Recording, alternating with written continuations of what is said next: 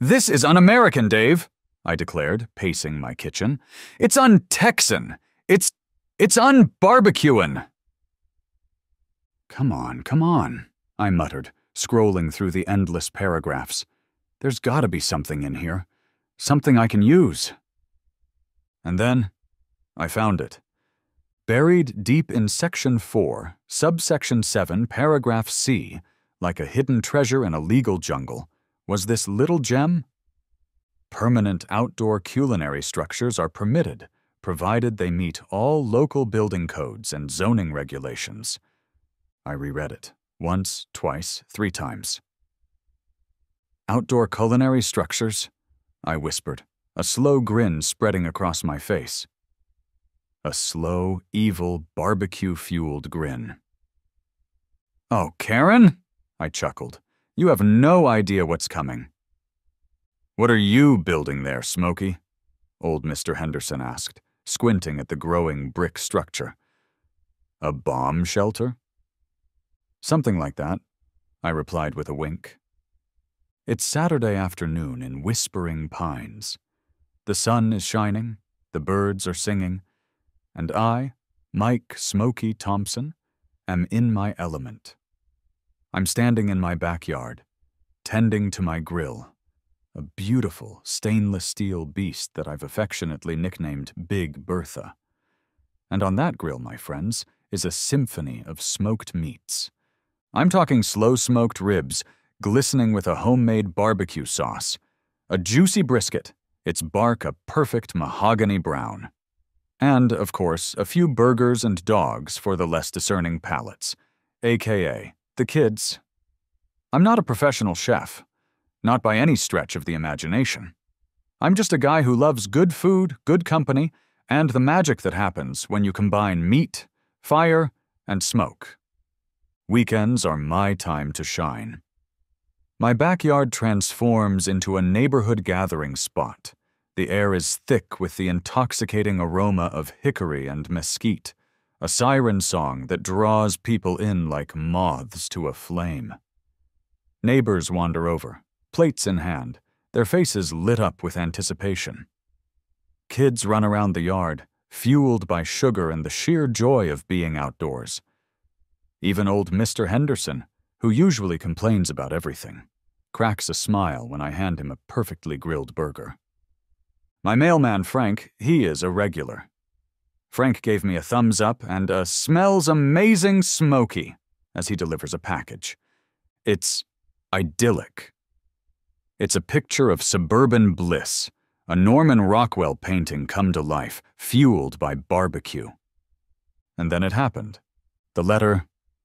It arrived on a Tuesday, nestled innocently among the usual junk mail and bills, but I knew the instant I saw that cream-colored envelope, that telltale Whispering Pines Homeowners Association logo, that my barbecue paradise was under threat. It was like the Eye of Sauron, but instead of searching for a ring, it was searching for HOA violations. My stomach did a little flip-flop.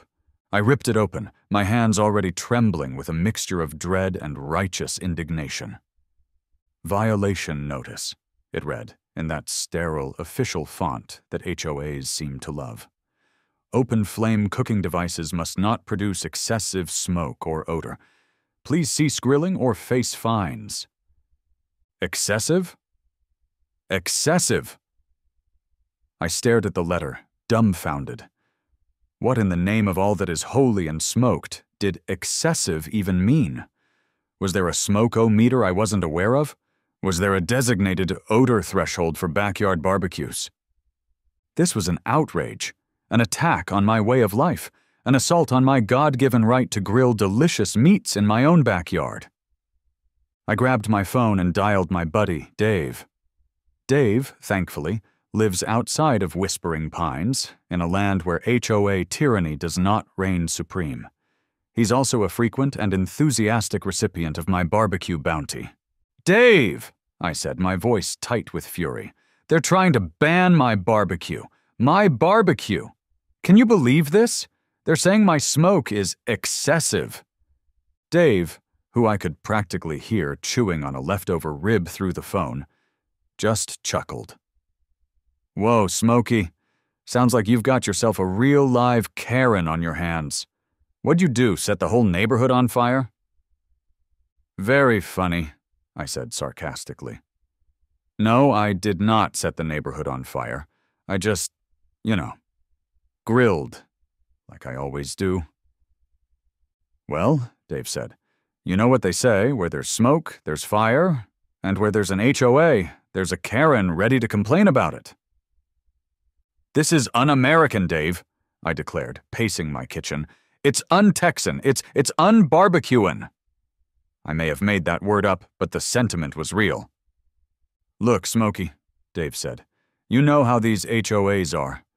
They're like sharks, but instead of blood they smell, well, barbecue smoke, apparently. You gotta fight back, man. Fight for your right to grill. I knew Dave was right. I couldn't let this stand. I had to defend my honor, my grill, and my right to produce delicious smoked meats. So I decided to attend the next Whispering Pines HOA meeting. I gathered my evidence. Pictures of my meticulously clean grill setup, printed out testimonials from delighted neighbors. Best ribs I've ever had. Smokey Thompson is a BBQ god. And even a copy of the local health department regulations, just to prove I wasn't running some kind of unsanitary meat-smoking operation. I was prepared for a battle of wits, a showdown of logic and reason. Spoiler alert, logic and reason have no place in an HOA meeting. The meeting was held, as always, in the Whispering Pines Community Center, a room that smelled faintly of stale coffee, lemon-scented cleaning products, and the lingering despair of countless unresolved neighborhood disputes. It was the kind of room that could suck the joy out of a birthday party. And then I saw her. The source of my smoky woes, the queen of culinary complaints, Karen Whitmore. Karen? HOA president. And, as far as I was concerned, the enemy of all things delicious and good in the world. She was the kind of woman who probably thought salt was too spicy, who considered mayonnaise a bold culinary choice, and who believed that the only acceptable way to cook meat was to boil it until it was gray and flavorless. She was sitting at the head table, a stack of papers in front of her, a gavel in her hand, and a look on her face that could curdle milk. She was wearing a pastel-colored pantsuit and a string of pearls, the uniform of the perpetually uptight. The meeting began, and after a tedious discussion about the proper color of mulch to use in flower beds, seriously, Karen cleared her throat and addressed the room. Now, she said, her voice high-pitched and nasal, we come to the matter of Mr. Thompson's barbecue. She said the word barbecue like it was a disease, like it was something to be eradicated, not celebrated. She then launched into a dramatic presentation, complete with a PowerPoint slideshow, because of course there was a PowerPoint slideshow. She showed pictures of my grill, taken from various angles, each one labeled with increasingly ridiculous captions. Exhibit A, the offending apparatus, she declared, pointing to a picture of my beloved Big Bertha. Notice the excessive size, the menacing black smoke, the unruly flames. The smoke is invading my home, she continued, her voice rising in pitch. I can't open my windows, I can't enjoy my garden, the smell is distracting, I can smell it from 3 blocks away. She made another point. This is a residential community, Mr. Thompson, not a roadside barbecue shack. We have standards here in Whispering Pines. I stood up, my carefully prepared arguments ready. Karen, I began, trying to keep my voice calm and reasonable. With all due respect, grilling is perfectly legal. I'm not violating any city ordinances. And, frankly, everyone else in the neighborhood seems to enjoy the smell of my barbecue. I gestured to the printed-out testimonials. I have here numerous statements from neighbors who love my cooking, who appreciate the sense of community it fosters. I even pointed out, your house is 3 blocks away, Karen, And you burn those scented candles that smell like fake cookies all the time. I can smell those from my house, but you don't see me complaining." Karen just glared at me, her lips pursed in a thin, disapproving line. She waved her hand dismissively, as if swatting away a fly. "It's not about the legality, Mr. Thompson," she said, her voice dripping with condescension. "It's about the principle. It's about maintaining the standards of Whispering Pines. It's about common courtesy." Common courtesy? Coming from the woman who was trying to ban my barbecue? The irony was almost too much to bear. I was seething. My carefully prepared arguments, my logic, my reason, it was all useless. Karen Whitmore was not interested in reason. She was interested in control. She was interested in enforcing her narrow, flavorless vision of suburban perfection. But then, as I sat there, fuming, a new thought began to take shape. A beautiful, smoky, glorious idea. If Karen hated my barbecue smoke now, just wait. She hadn't seen anything yet. I smiled, a slow, sly grin that probably made me look a little unhinged. "You know what, Karen?" I said, my voice suddenly calm. "You're right. Maybe I have been a little inconsiderate. I'll see what I can do." The meeting adjourned, and I left, my mind already racing with plans. Operation Smokehouse Supremacy was about to begin. Okay, so Karen wants to play hardball? Fine, let's play. But I wasn't going to fight her head-on. I was going to fight her with bureaucracy. I was going to find a loophole, a way to keep my barbecue going, to keep the smoke flowing, and to do it all legally, right under her perfectly upturned nose. "Time to lawyer up," I muttered to myself, grabbing my laptop. Or, at least, time to pretend to lawyer up. My weapon of choice? The Whispering Pines Homeowners Association, Bylaws and Covenants, a document so dense, so convoluted, so mind-numbingly boring that it could be used as a sleep aid, a torture device, or possibly both. I'd avoided reading this thing for years, but now it was my only hope. I started skimming, my eyes glazing over as I waded through pages of legalese about fence heights, mailbox colors, and acceptable shrubbery. It was like trying to decipher the Dead Sea Scrolls, but with more references to property values.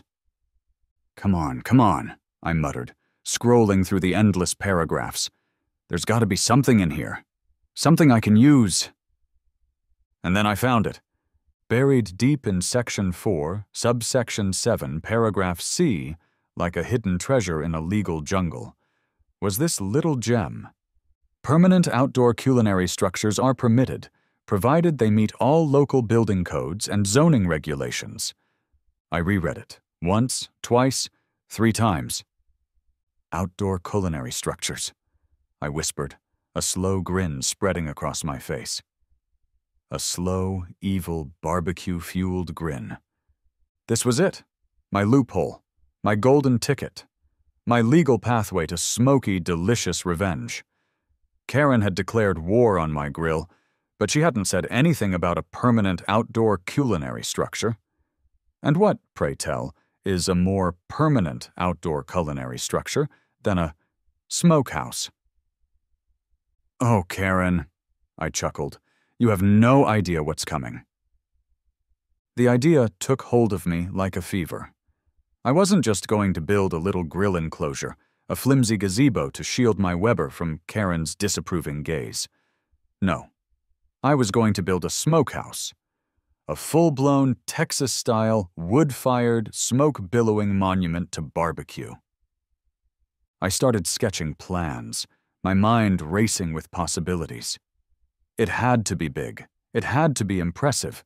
It had to be permanent. And most importantly, it had to be 100% HOA-proof.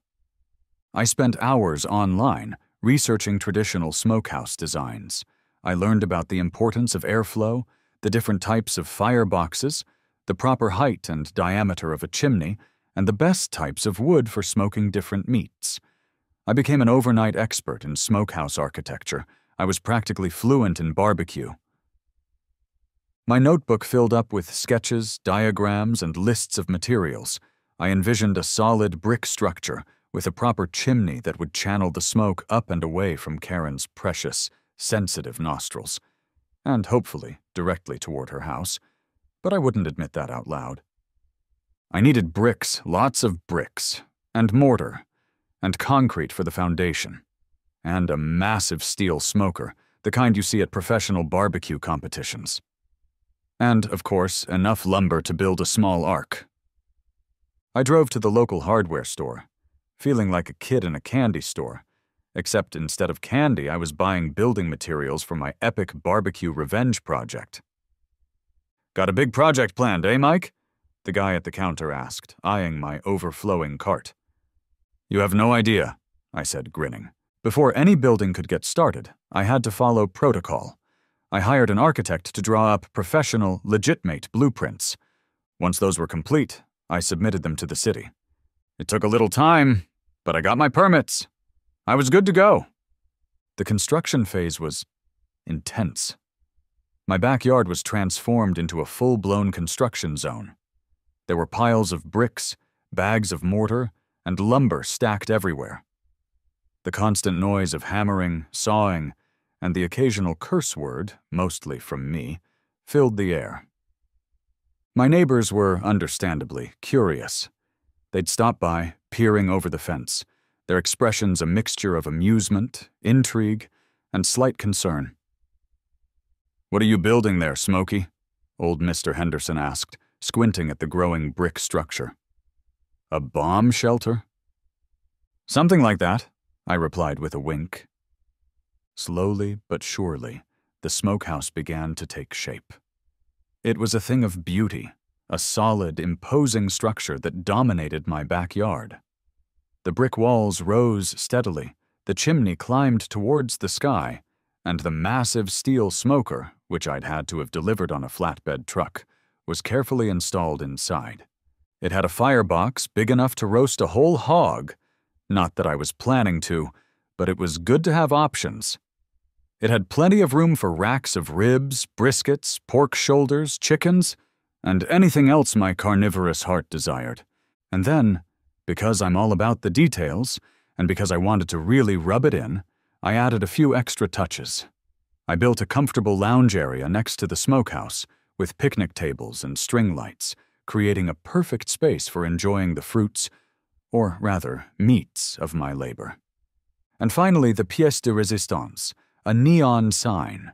I had it custom-made, and it glowed in bright, glorious, undeniably tacky letters. Karen's BBQ Retreat. I hung the sign above the entrance to the smokehouse, a permanent, illuminated reminder of the woman who had inspired this whole crazy project. It was perfect. It was beautiful. It was the ultimate act of barbecue-fueled defiance, and it was completely HOA-proof. The day had finally arrived. The smokehouse was complete. Standing in my backyard, it was imposing. It was a substantial brick structure, taking up a good chunk of my yard. It wasn't pretty exactly, but it was beautiful to me. It was a monument to barbecue, a testament to my stubbornness, and a giant, smoky middle finger to Karen Whitmore and her anti-flavor agenda. "All right, Big Bertha 2.0, I said, patting the side of the massive steel smoker. "Let's do this." It was time for the inaugural smoke. I'd prepped a brisket the night before, rubbing it with my secret blend of spices, which, let's be honest, was mostly just salt, pepper, garlic powder, and paprika. But secret blend sounds so much more impressive. I'd also thrown together some ribs and a pork shoulder, because why not go all out? I carefully loaded the wood into the firebox, a mix of hickory and mesquite for that perfect balance of smoky flavor and sweet aroma. I lit the fire, watched as the smoke started to curl up from the chimney, and took a deep breath. The smell. Oh, the smell. It was intoxicating. It was the smell of freedom, of rebellion, of perfectly smoked meat. It was the smell of victory. The smoke began to drift across whispering pines, a fragrant, billowing declaration of war. It was a challenge, an invitation, a smoky gauntlet thrown down at the feet of the HOA. "Come at me, Karen," I muttered, grinning, and, as if summoned by the scent of barbecue, they came. Not Karen, yet, but my neighbors. Drawn by the irresistible aroma, they started to wander over, their faces curious, their stomachs rumbling. "Smells amazing, Smokey," Dave called out, approaching with an empty plate and a hopeful expression. "Just getting started," I replied, "but there's plenty to go around." Soon, my backyard was filled with people. Kids were running around, playing tag, while the adults gathered around the smokehouse, chatting and admiring my handiwork. It was like a spontaneous block party, a celebration of barbecue and community. I handed out samples of the brisket, ribs, and pulled pork, watching with satisfaction as people's eyes widened with delight. "This is incredible, Mike," Mrs. Henderson exclaimed, wiping barbecue sauce from her chin. "You should open a restaurant." "Maybe I will," I said, only half joking. And then she arrived. Karen. She stood at the edge of my yard, her arms crossed, her face a picture of apoplectic rage. Her perfectly coiffed hair seemed to be wilting in the presence of so much smoky goodness. She looked like she'd just swallowed a lemon, whole. The crowd parted slightly, creating a path for her, like she was Moses parting the Red Sea. Except instead of water, it was a sea of barbecue-loving neighbors. Karen marched up to me, her heels clicking on the pavement, her eyes blazing with fury. She didn't even bother with a greeting. "What have you done?" she shrieked, her voice cracking with outrage. This is unbelievable." She pointed a trembling finger at the smokehouse, as if it were some kind of monstrous beast that had crawled out of the depths of hell, which, in her mind, it probably was. "It's a smokehouse, Karen," I said calmly, my voice dripping with faux innocence. I gestured towards the sign. I offered her a paper plate. "Care for same ribs? Brisket? It is Karen's BBQ retreat, after all." Karen ignored the plate. "A smokehouse?" she sputtered. "In your backyard? This is a residential neighborhood, Mr. Thompson, not some backwoods barbecue joint." "It's a permanent outdoor culinary structure, Karen," I corrected her, quoting the HOA bylaws verbatim. "Perfectly legal, according to Section 4, Subsection 7, Paragraph C." I checked. I even pulled out a copy of the bylaws, which I'd conveniently highlighted just for this occasion. Karen snatched the document from my hand, her eyes scanning the page, desperately searching for a loophole, a technicality, anything she could use to shut me down. But there was nothing. I'd done my homework. I'd followed the rules, to the letter, if not the spirit. I'd built a barbecue fortress that was completely, utterly, and infuriatingly HOA-proof. She spluttered, she fumed, she tried to argue, but it was no use. She was defeated. This isn't over," she finally managed to say, her voice shaking with rage. "I'm calling an emergency HOA meeting. We'll see what the board has to say about this eyesore." "Be my guest," I said, shrugging. "In the meantime, anyone else want some brisket?" The emergency HOA meeting, held the very next evening, was a circus. The community center was packed, every seat filled, people standing along the walls. The air was thick with anticipation, and the faint, lingering smell of barbecue. Karen, looking like she hadn't slept in days, took the podium, her face pale and drawn. She launched into a fiery speech, denouncing my smokehouse as a menace to our community, a blatant disregard for the rules, and basically a restaurant operating in a residential zone. This structure," she said, her voice trembling, "is a threat to our property values. It's attracting undesirables. It's..." She struggled to find the right word. It's smoky. But the neighbors weren't having it. They'd tasted my barbecue. They'd seen the smokehouse. They'd experienced the joy, the community, the sheer deliciousness of it all. And they were on my side. The tide had turned. Karen, standing at the podium, was rapidly losing control of the meeting and the narrative. It was glorious. First, Dave, my next-door neighbor, stood up. "Look, Karen," he said, "I'm not gonna lie. I was skeptical at first. A whole smokehouse? Seemed a bit much. But I've tasted Smokey's BBQ, and it's life-changing. And the smokehouse? It's actually kind of cool. It's brought the neighborhood together." Then Mrs. Henderson, the sweet old lady who lived across the street, chimed in. "I agree. It smells wonderful. And Mike always shares his food. He's a good neighbor." One by one, other neighbors started speaking up, defending the smokehouse, praising Mike's culinary skills, and generally turning the meeting into a spontaneous celebration of barbecue. "It's actually increased our property values," someone shouted from the back of the room. "People want to live near the BBQ guy." Then, a hush fell over the room. A woman I'd never seen before, holding a notepad and a camera, approached the podium. "Excuse me," she said. "I'm Brenda Miller from the Local Eats blog. I heard about the, Smokehouse Showdown in Whispering Pines, and I had to come check it out. Mr. Thompson, would you be willing to give me an interview?" A food blogger? At an HOA meeting? This was getting better and better. "Absolutely," I said, grinning. "Let me just grab you a plate of brisket." The meeting completely derailed after that. Brenda Miller interviewed me, took pictures of the smokehouse and Karen's furious face, and, of course, sampled the barbecue.